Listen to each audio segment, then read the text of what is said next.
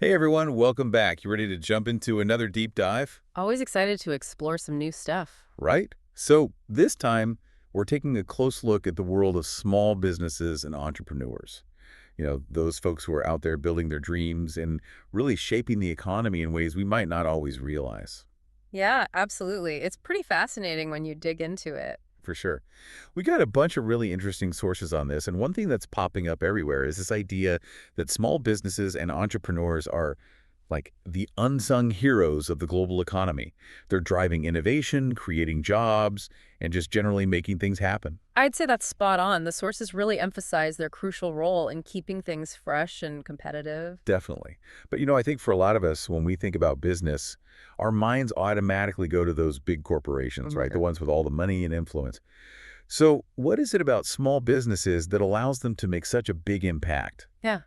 especially when they're, up against these giants? Well, it's kind of like that old saying, it's not the size of the dog in the fight, but the fight in the dog.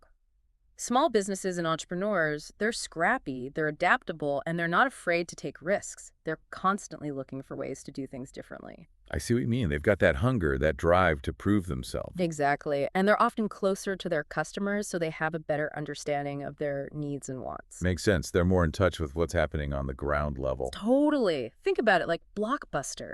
They were huge, totally dominated the video rental industry. Then Netflix came along, right? They started mailing DVDs, which seemed crazy at the time. It was such a game changer. I remember thinking, who's going to want to wait for their movies in the mail? I know, right? But it was a totally new approach, and it completely disrupted the whole industry. And look at Netflix now. They're a global powerhouse. It's amazing how a small idea can completely change the landscape. And that's the beauty of entrepreneurship. It's about spotting those gaps in the market and having the courage to go for it. Absolutely. And it's not always about creating something totally new. Sometimes it's about improving on something that already exists or offering it in a different way. True. And it's interesting, too, because our sources really emphasize that for many small businesses, it's not just about profits. They're also super invested in their communities. Oh, yeah, that's a huge part of it. They're creating jobs, supporting local events, and just generally contributing to a sense of community pride. Think about your favorite local coffee shop or bookstore. They become like these gathering places, hubs of activity. Definitely. They add so much character to a neighborhood. You get to know the owners, the staff. It feels personal. Right. And that sense of connection is something that big corporations often struggle to replicate. It's that human touch, that genuine interaction. I've noticed that more and more consumers are actively seeking out businesses that align with their personal values, Hmm. like whether it's sustainability, fair trade practices, or even like faith-based companies. Uh, It seems like people are putting their money where their hearts are. oh, for sure. It's what we call conscious consumerism.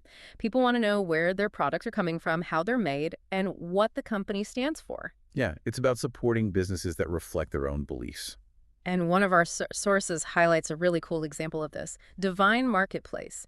They've managed to combine fashion and faith, creating a brand that really speaks to a specific community. Divine Marketplace. Okay, I'll have to check that out. It's a great example of how businesses can tap into those niche markets and build strong connections with their customers. It really highlights the power of authenticity. Totally. Consumers can spot a phony from a mile away. So true.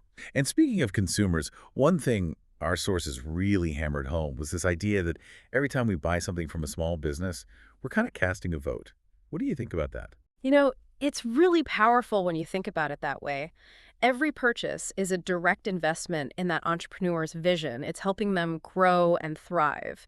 And it's not just about that individual business either. There's this thing called the multiplier effect in economics. Multiplier effect. Fill me in. Basically, when you spend money at a local business, that money tends to stay within the community. The business owner uses it to pay their employees, buy supplies from other local businesses, and pay local taxes. So it creates this ripple effect. Exactly. It's like throwing a pebble in a pond. It creates these waves that spread outwards, benefiting everyone in the area. Wow, hadn't really thought about it that way before. It's amazing how supporting small businesses can have such a widespread impact. It's a win-win situation. You're getting great products or services, and you're contributing to the well-being of your community. So it seems like these small businesses and entrepreneurs, they're not just running businesses. They're shaping communities, driving innovation, and creating a more dynamic economy. Absolutely. They're the lifeblood, the energy that keeps everything moving forward. And we have the power to support them with every purchase we make. It's kind of inspiring when you think about it. I think so too. So, here's a little something to ponder. If you could start a business that truly reflected your passions and values, what would it be?